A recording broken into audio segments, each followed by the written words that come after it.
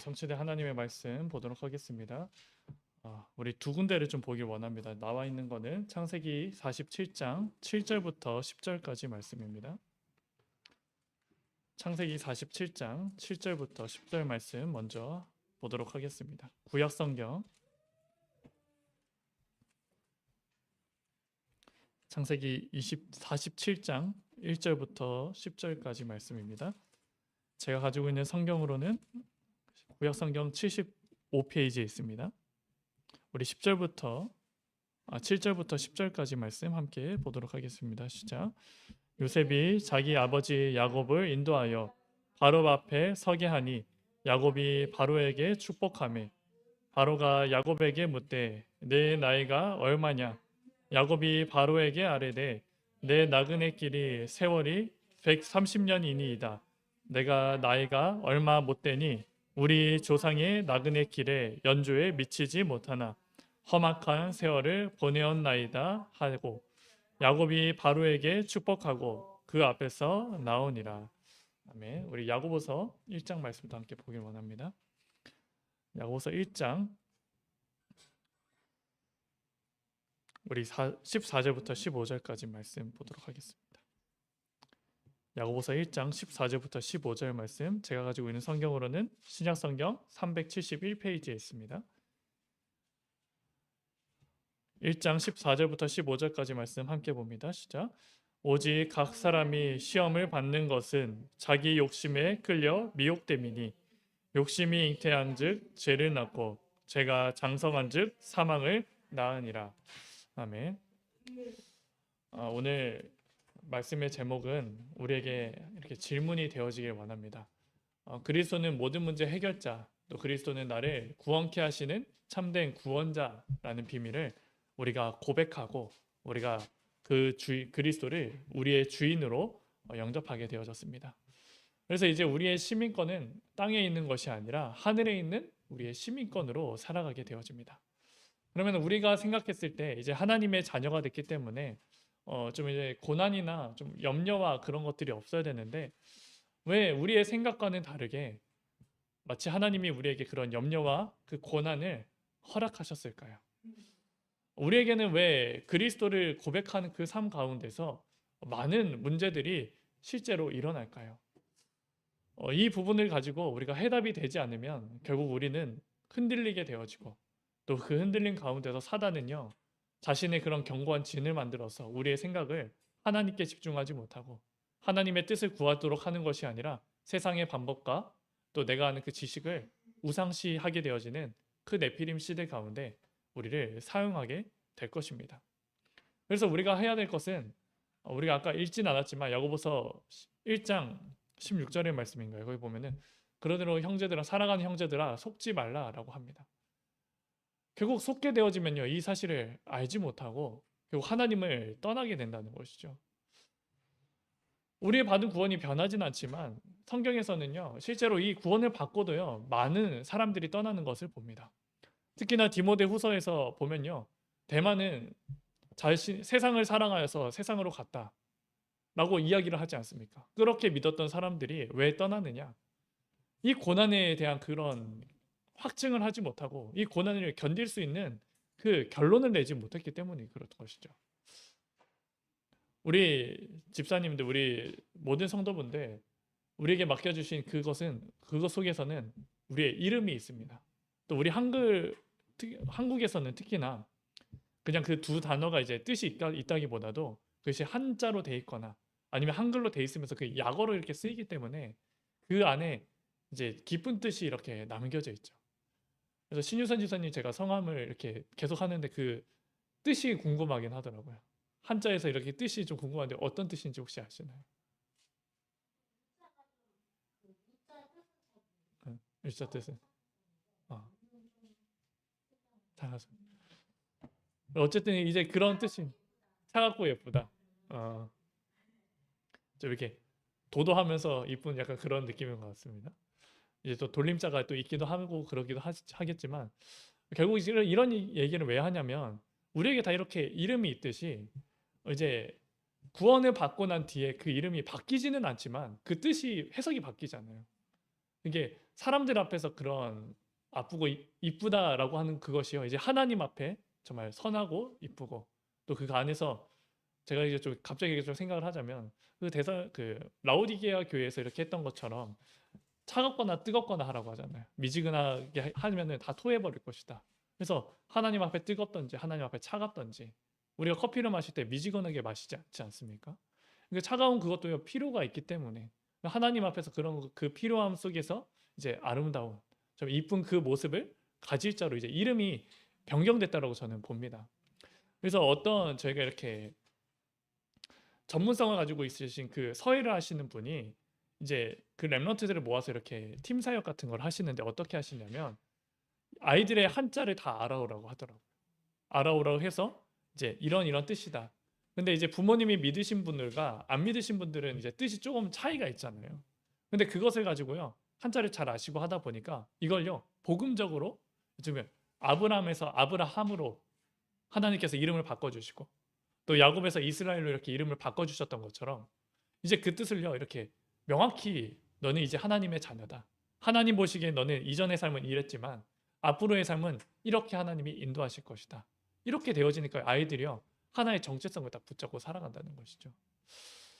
이처럼 우리가 이런 말을 이렇게 길게 하는 그 이유는 무엇이냐면 하나님이여 나를 그리스도를 보내셔서 그리스도를 믿게 하시는 그 사건으로 말미암아 이제 이전의 삶과 이후의 삶은요 완전히 바뀌어졌다는 것이거든요.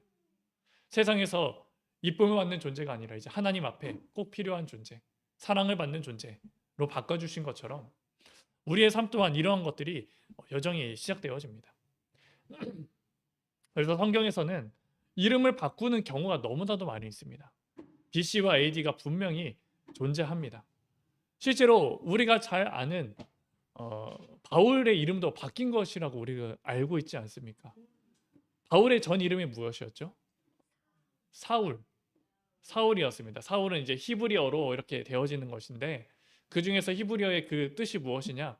큰 자다 라고 하는 뜻입니다. 근데 그것을 이제 헬라어로 이렇게 바꾸면서 세계 선교를 위해서 이름을 이제 바꾸게 되어지거든요. 근데 바꿀 때도 헬라어로 쓰이는 그 좀 큰 자라고 이렇게 쓰는 것이 아니라 바울이라고 바꿨는데 이 바울이 무슨 뜻이냐? 나는 작은 자다라고 하는 뜻입니다. 결국 내가 크다라고 하면요 낮아지는 내가 이렇게 자만하게 되어지지만 내가 약할 때 하나님의 강함이 나오고 하나님의 능력이 나타나는 사실을 알고 나의 이름을 바울이다 라고 이렇게 이야기를 하는 것이죠. 그래서 이제 그 고대 시대에서는 뭐 이렇게 그 당시에는 이게 바울이라고 하는 이름이 잘 없었던 것 같아요. 그래서 사도행전 13장에 말씀해 보면 그 바울이라고 하는 사람이 또 있거든요. 그러니까 그 사람이 이제 좀 놀래서 이렇게 이야기하는 거예요. 당신 이름도 바울이냐? 나의 이름도 바울인데 어떻게 이름이 이렇게 될 수 있냐? 이렇게 서로 교류가 또 되어지거든요. 이처럼 이런 이름 얘기를 왜 하냐면요. 성경에서는요. 그리스도를 만나고 또 하나님을 만나고 만나기 전에 그것이요. 분명히 존재한다는 것입니다. 우리가 잘 아는 이름 중에 또 유명한 사람의 이름이 있잖아요. 오늘 말씀을 통해서 봤던 또 지금 한 나라의 국가의 이름이 됐던 이스라엘이 있습니다. 이스라엘의 원래 이름은 무엇이었습니까? 바로 야곱이었습니다. 야곱의 뜻은 뒤꿈치라는 뜻입니다. 예전에 그 고대 사회에서는 뒤꿈치라는 것은 뒤꿈치를 잡는다라고 하는 것은요. 이제 약탈한다라고 하는 뜻이에요. 약탈의 의미는 무엇이죠? 누굴 약탈합니까? 자신이 성공하기 위해서 있는 자의 것을 빼앗는 것이 바로 약탈하는 자입니다. 그래서 그 약탈할 때는 나보다 힘이 있는 자들의 것을 뺐을 때는 어떻게 합니까? 속이죠. 교묘히 속여가지고 그 사람이 있는 걸 놓게 하고 내가 갖도록 하는 것. 근데 하나님은요 그 이름을 어떻게 바꾸시죠? 너는 하나님과 겨루어 이긴 이스라엘이다. 너는 더 이상 사람들의 거를 약탈하고 그들의 축복을 가져가는 존재가 아니라 하나님과 겨루어 이겼기 때문에 하나님이 너에게 복을 주실 자다. 그 이름을요 바꿔주신 것입니다. 그래서 이제 그 삶의 이름이 이후로는 이제 하나님께서 이렇게 얘기하시죠. 이스라엘아라고 얘기하실 때도 있고 야곱아 이야기하실 때도 있는데 그 특징이요. 그 상황마다 이제 그 영적 상태가 또 계속 드러난다는 것입니다. 이래서 우리도 마찬가지입니다. 우리가 구원을 받았지만요. 순간순간마다 그 과거로 돌아가려고 하는 그런 본성들이 실제로 남아있다는 것이죠. 마치 이스라엘의 야곱이라고 하는 그 본질이 계속 남아있는 것처럼 우리는요, 끊임없이 그런 것들이 있다는 것입니다.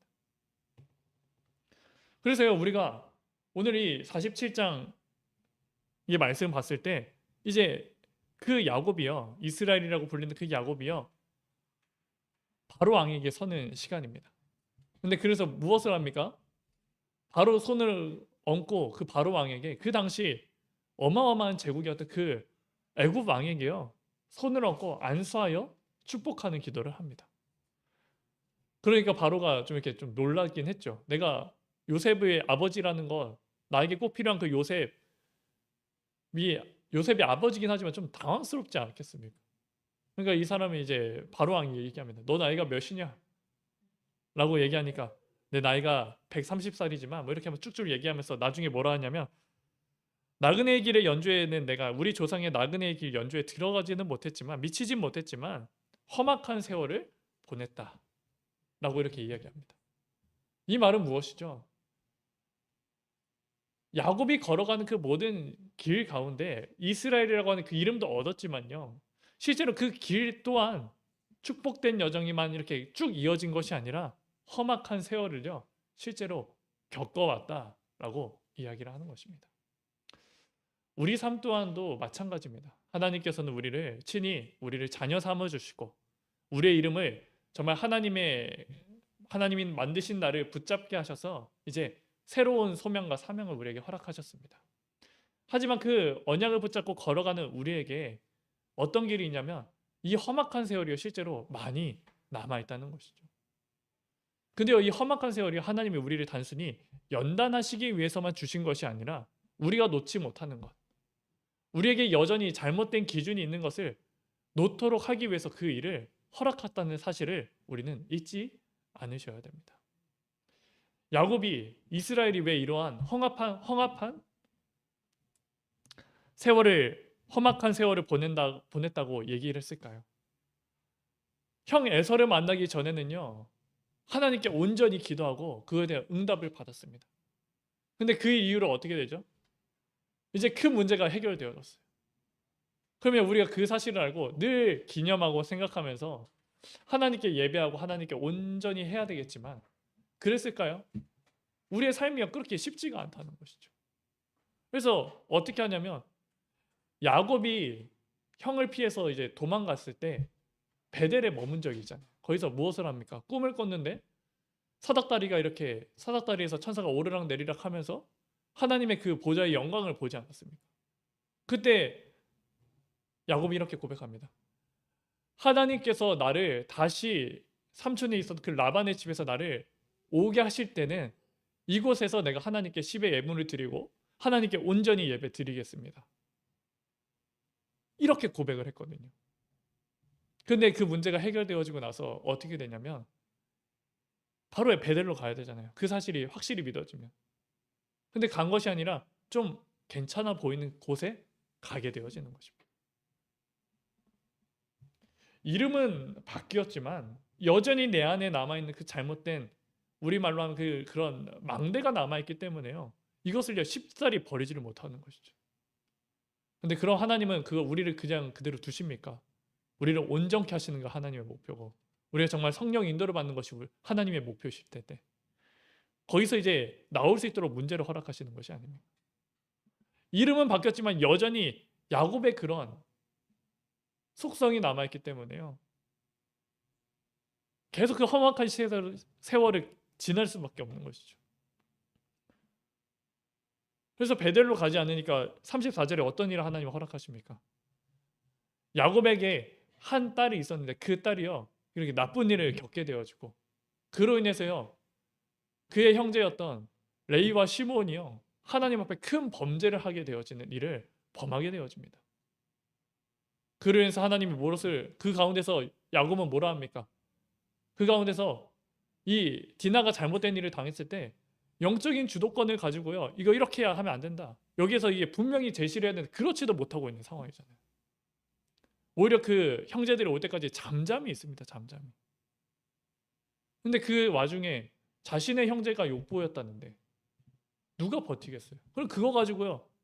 그 형제들은 가서 그렇게 할 수밖에 없는 거예요. 그때는 잠잠하게 있다가 이 일을 당하고 나서 너희가 하는 것이 옳지 않다 이렇게 뒷북을 또 친다니까요.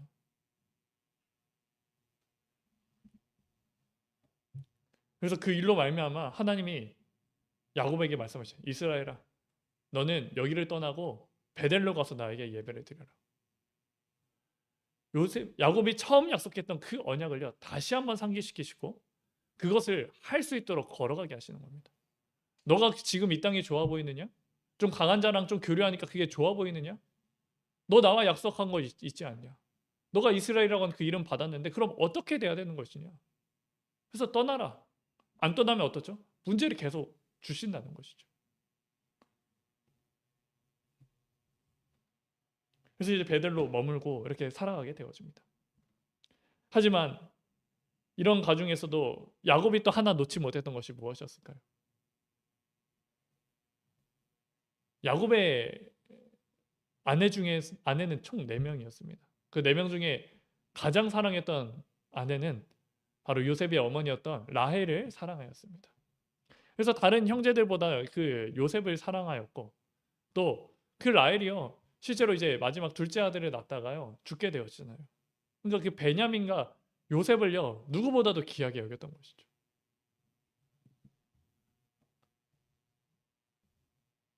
근데 그러다 보니까 어떻게 됩니까? 하나님을 이렇게 바라보고 또 언약이 요셉에게 전달된 그 사실은 변함이 없지만요. 그 일로 말미암아 하나님은요 야곱에게 어떤 일을 허락하시냐? 그 요셉을요 죽은 것처럼 죽은 것으로 알게끔 이렇게 믿게 하시지 않습니까? 내가 그토록 사랑하는 그 요셉이요 죽었다. 그러면 또 요셉이 야곱의 입장에서 또 어떻게 할까요? 이제 사랑하는 아내의 한 명 아들밖에 안 남았어요. 누구죠? 베냐민이잖아요. 이제 이 베냐민을 지키기 위해서 모든 삶을 이렇게 딱 드리지 않습니까? 그래서 42장과 43장의 말씀에 보면 이제 큰 흉년이 들었잖아요. 요셉의 그 꿈을 해석했던 대로. 흉년을 들고 이제 곡식을 구해러 가야 되는데 누구는 안 보내냐면 이 베냐민은 절대 보내지 않습니다. 왜일까요? 자신이 사랑하는 그 아내의 아들이기 때문에. 내가 요셉 한 명 잃는 것도 족한데 이 베냐민 내가 잃을 수 없다. 근데 그런 아버지의 심령을 아는지 모르는지 요셉은 어떻게 합니까? 베냐민 데려오라라고 하잖아요. 속이면서까지 베냐민 데리러 오라고 하죠. 그때 야곱은 어떻게 했냐면 절대 보낼 수 없다. 절대 보낼 수 없다. 그래서요 요셉이 그 챙겨준 그런 곡식을 다 먹고 그때까지 버팁니다. 이제 도저히 이제 먹을 게 또다시 없어지는 거예요. 그러니까 다시 구하러 가라라고 하는데 유다와 이제 자신의 아들들이 얘기하는 겁니다. 베냐민 데려오지 않으면 우리에게 그 일을 허락하지 않을 것입니다. 베냐민 데려가게 해달라.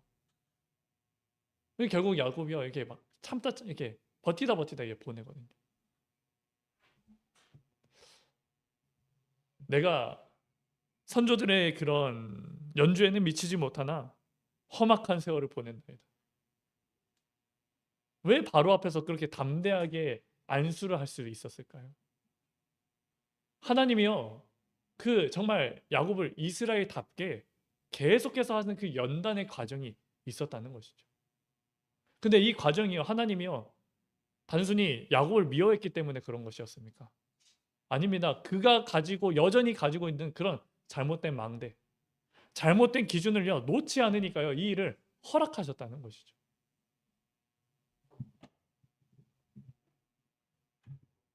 그래서 그 이후에 이 앞절에 오늘 읽은 말씀 앞절에 보니까요 요셉이 살아있다라고 이렇게 야곱에게 말하니까요 37장 말씀에는 이제 마음에 간직해 두었다라고 했잖아요. 근데 그걸요 어떻게 보면 간직해 뒀지만 그냥 죽었다라고 싶었던 것 같아요. 그래서 그 앞절에 보면 이것을 어떻게 유추할 수 있냐면 여기 앞에서 보면요 비로소 야곱이 자기 아버지에게 이렇게 데리고 오려고 하는 그 가마를 보고 나서 이제 어리둥절했다라고 하는 말씀이 여기 실제로 기록되어져 있습니다. 46절의 말씀에 46장의 말씀에 있던 것 같아요. 이렇게 한번 좀 이렇게 시간 되시면 보시기 바랍니다. 45절이네요. 45절 26절의 말씀에 야곱이 그들의 말을 믿지 못하여 어리둥절하더니 그들이 또 요셉이 자기에게 부탁한 모든 말을 그에게 말하며 그들의 아버지 야곱은 요셉이 자기를 태우려고 보낸 수레를 보고서야 기운이 소생한지라. 이제 실제로 그때부터 이제 믿기 시작했다라는 것이죠. 이처럼요, 이 야곱의 삶 가운데서 이름은 바꿔졌지만 여전히 남아있는 그런 기준들이 있기 때문에 결국 하나님이 예비하신 응답을 정확히 받을 수가 없었던 것입니다. 왜 성도에게 고난이 끊어지지 않을까요? 이름을 바꾸시고 우리를 거룩하다라고 하셨는데 왜 우리 삶 가운데서도 끊임없는 여러 가지 갈등의 문제가 해결되지 않을까요?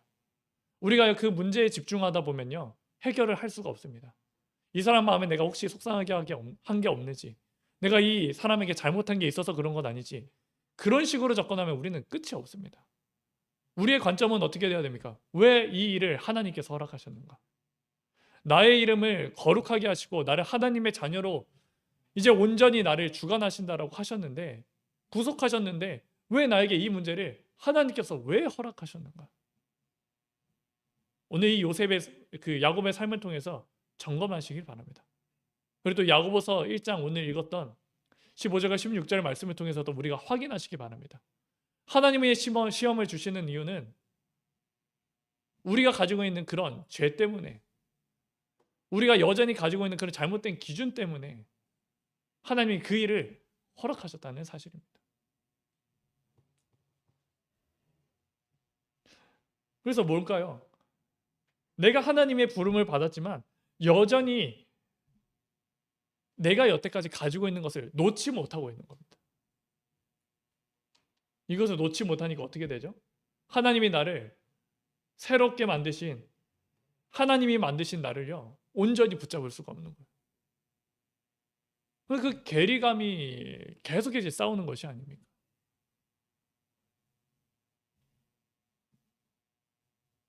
여전히 야곱은요, 하나님과 겨루어 이겨서 축복을 받는 자인데 그것이 아니라 누구 것을 빼앗아야지만, 내 거는 지키면서 다른 사람 것을 가져와야지만 살아가는 그것이 남아있었다는 것이죠. 하나님이 왜 라헬을 부르셨을 밖에 없는지를 질문하기보다도요, 빼앗겼으니 이것만은 내가 지켜야 돼. 요셉 지켜야 돼. 베냐민 지켜야 돼. 그러니까 응답이 있을 수가 없는 것이죠.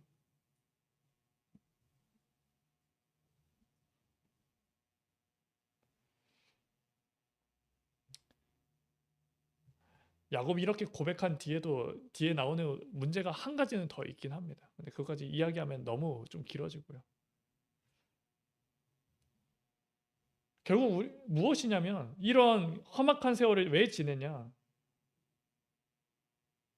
하나님이 만드신 나를요, 발견하지 못했기 때문에 그렇습니다. 이게 실제로 나에게 확인이 되지 않기 때문에 그렇습니다. 왜 그것을 따라갈 수가 없습니까? 내가 지고 있는 것 놓을 수가 없어서. 이것까지 내가 잃어버리면 내가 다 있는 것처럼 보였어. 우리는 그것 때문에 계속 부인하고 걸어간다는 것이죠. 우리 손에 있는 것을 놔야지, 비로소 이렇게 펴야지 하나님이 주신 그 응답을 받지 않겠습니까? 근데 나는 여전히요, 그 지고 여기 위에 더 얹혀달라는 거예요. 생각해 보시죠. 우리 손에 이렇게 있고 여기에 얹혀지면 어떻게 됩니까? 위에 있는 건 흔들리면 다 떨어지게 됩니다. 하나님 원하시는 것은 뭐죠? 내가 지금 움켜쥐고 있는 이것을요, 다 버리고 여기 빈 손 안에 하나님이 주신 것으로 가득 채워져서 그것 가지고 살기를 원하신다는 거죠. 그리고 우리는 이 질문을 해야 되는 것입니다. 하나님이 나를 미워하셔서 이 고난이 끊이지 않는가? 이것이 아니라 하나님이 왜 이를 허락하셨는지, 그러면서 나는 여전히 내가 놓지 못하고 있는 기준은 무엇인지, 그러면 우리의 결단은 이거 다 내려놓을 테니 하나님 나를 인도해 달라고, 하나님이 주신 것으로 가득 채워 달라고. 이 고백이요, 실제로 필요한 것입니다. 우리가 정말 전도자의 여정을 살아가면서 성경의 모델로 삼는 바울은요 이렇게 이야기합니다. 갈라디아서 2장 20절 말씀에 그런즉 내가 십자가 그리스도와 함께 십자가에 못 박혀 죽었나니 그런즉 이제는 내가 사는 것이 아니요 내 안에 그리스도께서 사시는 것이라. 이제 내가 육체 가운데 사는 것은 나를 사랑하사 나를 위하여 자기 자신을 버리신 하나님의 아들을 믿는 믿음 안에서 사는 것이라. 내가 육체 가운데 사는 것은 무엇이냐면 나를 사랑하사 나를 위하여 자기 자신을 버리신 하나님의 아들을 믿는 믿음 안에서 사는 것이다. 또 그뿐만입니까? 바울이 늘 고백했던 것이 무엇입니까? 나는 날마다 죽노라. 내가 죽지 않으면요 계속 내가 지려고 하는 것이 나온다니까요. 이스라엘이라고 하는 그 이름을 바꿔도요 내가 하나님 앞에 예배드리지 못하고 하나님을 온전히 섬기지 못하면 계속 내 안에 그것이 나올 수밖에 없다니까요.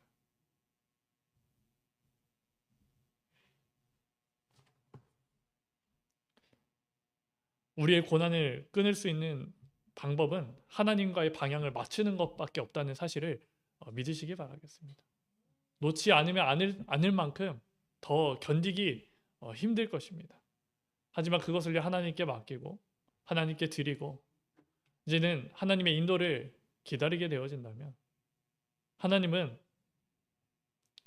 이제는 험악한 그런 세월이 아니라 정말 그 가운데 증인으로 세우시고 더 나아가서 하나님이 하실 그 일에 증거를 갖는 우리 모든 전도자들로 인도받게 하실 줄 믿습니다.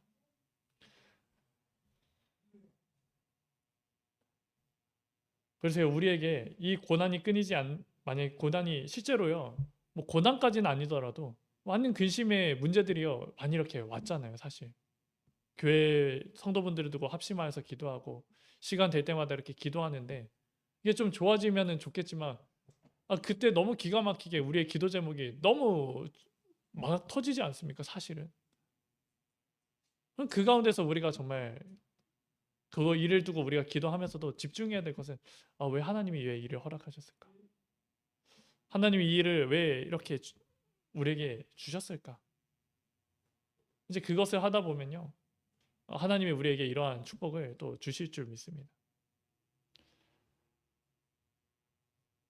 우리가 정말 이렇게 계속 속상하게 되는 게 그 자녀의 문제잖아요. 제가 뭐 자녀가 있긴 하지만 지금 뭐 1살도 안 됐는데 제가 뭘 알겠습니까, 사실은.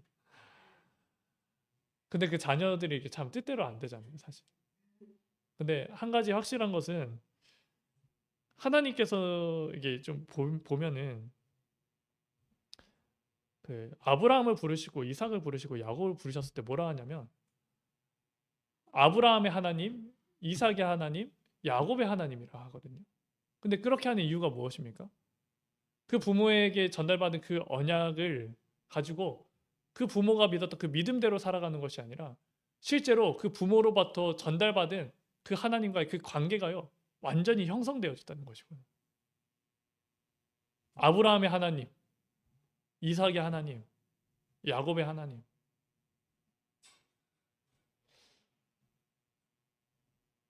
어떤 유튜버에 이렇게 좀 재밌는 조사를 한 게 있습니다. 어떤 사람들의 인터뷰를 한 게 있습니다. 우리 통일교 이렇게 알잖아요. 통일교에 좀 이렇게 합동 결혼식을 통해서 자녀가 이게 생기고 그러잖아요. 근데 그러면서 그 자녀들을 어떤 인터뷰를 한 거예요. 근데 그 인터뷰를 뭐라고 하냐면 사실 자기는 여기가 이단인 줄 안대요.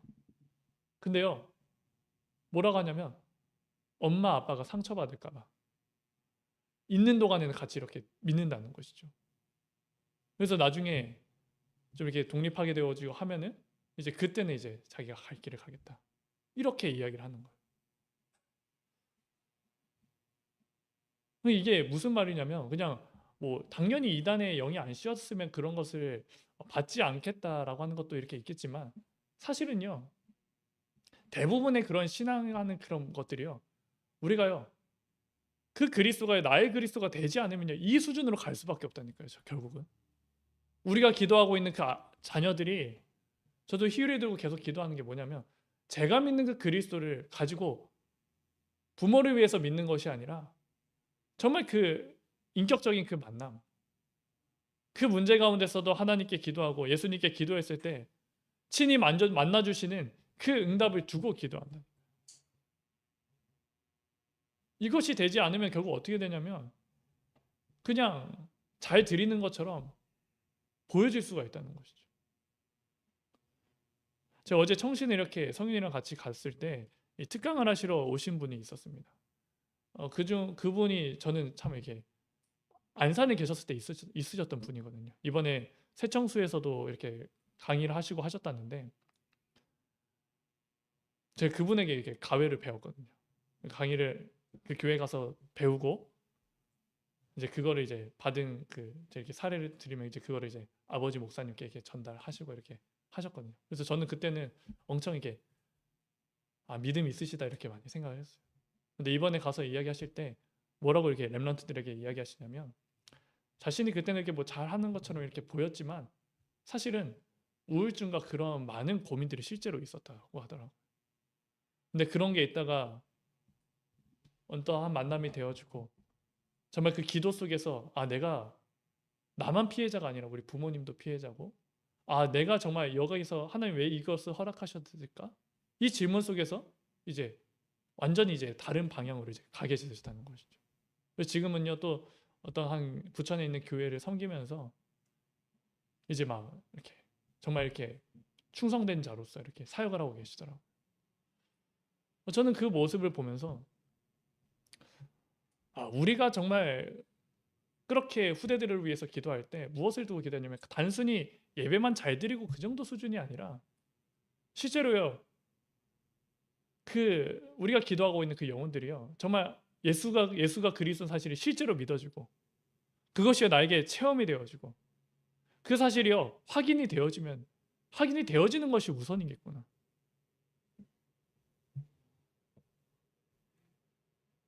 어쩌다 또 제가 또 이 얘기까지 하는지 모르겠지만 실제로 우리의 그런 고민과 이런 고난이 계속 되는 것이 결국 뗄래야 뗄 수 없는 그런 혈육의 관계가 있기 때문에 이렇게 또 되어진 것 같습니다. 어쨌든 좀 이렇게 두서를 이제 또 막론하고 결국 하나님이 원하시는 것은 무엇이냐면 내가 나에게 지금 놓지 못하는 것을 이제는 하나님께 맡기고 이제는 그 속에서 정말 하나님이 나를 만드셨을 때 우리가 계속 기도하잖아요. 집사님 아까 일부 예배 때 김경희 집사님 두고도 기도했던 것처럼 그 가정의 그 가문의 절대망대로 하나님이 세워주기를 이렇게 기도하셨잖아요. 근데 그 망대가 우리 안에서도 마찬가지입니다. 그 망대가요 어떻게 돼야 되냐면 어떤 말 속에서도 흔들리지 않는 그 그리스도의 빛을 늘 발할 수 있는 그 망대로서의 그 삶이요 실제로 되어져야 됩니다. 그래서 문제를 가지고 와도 흔들리지 않고 어떠한 기쁜 것을 가져와도 그것 때문에 자만하지 않고 더욱더 그럴 때일수록 그리스도를 말하고 그리스도를 전하고 그리스도의 증인으로 서게 되어지는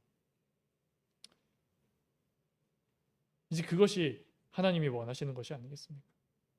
저 또한 이 일을 두고 계속 기도하고 있습니다. 사실 이렇게 하면서도 잘 안 됩니다.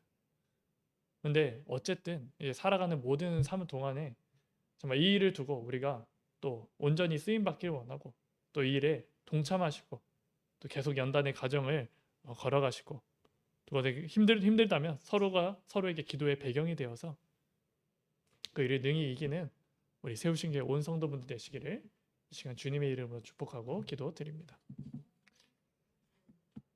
그래서 오늘 마지막으로 한 절만 읽고 성경 말씀 한 장만 읽고 우리 기도하도록 하겠습니다. 아까 읽었었던 말씀인데요.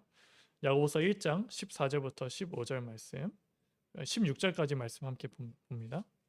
야고보서 14장 1장 14절부터 16절까지 말씀 보도록 하겠습니다. 함께 읽겠습니다.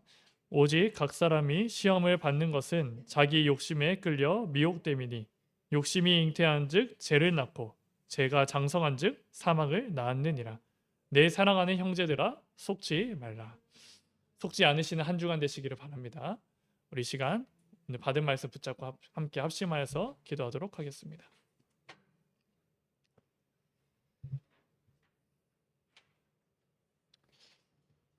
함께 기도합니다. 살아계신 하나님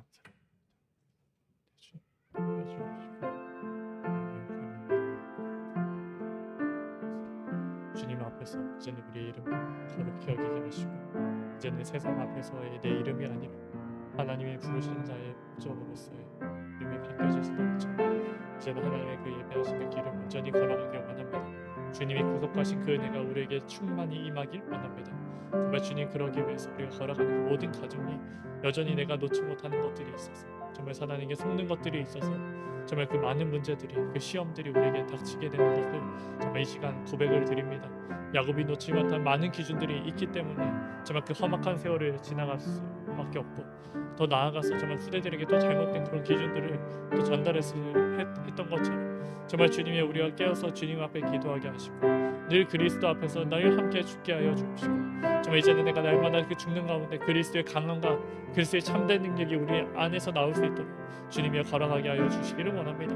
정말 주님의 나의 모든 그 고난이 끊겨게 되어지는 그 근본 문제가 해결되어지는 정말 그리스도로 충만하고 그리스도로 완전하고 그리스도는 모든 문제 해결되는 그 사실이 실제로 확인되어지는 은혜가 있게 하여 주옵소서.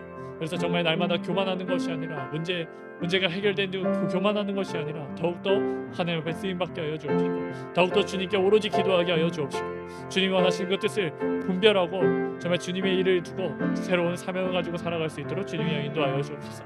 우리 자녀들을 두고 이 시간 기도하는 이 시간 정말 주님이여 아브라함의 하나님 이삭의 하나님 야곱의 하나님이 하라고 말씀하신 것처럼 정말 주님이여 살아있는 자의 그 참된 구원이시고 우리에게 주신 그 이름이신 줄 믿습니다.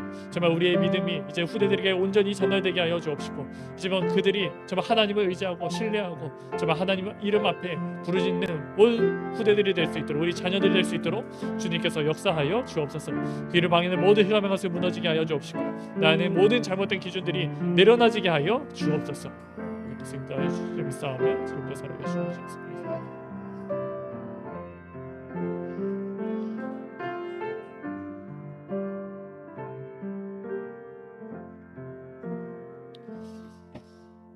우리 주기도문 드림으로 2부 예배 마치도록 하겠습니다. 하늘에 계신 우리 아버지여 이름이 거룩히 여김을 받으시오며 나라가 임하옵시오며 뜻이 하늘에서 이루어진 것 같이 땅에서도 이루어지이다.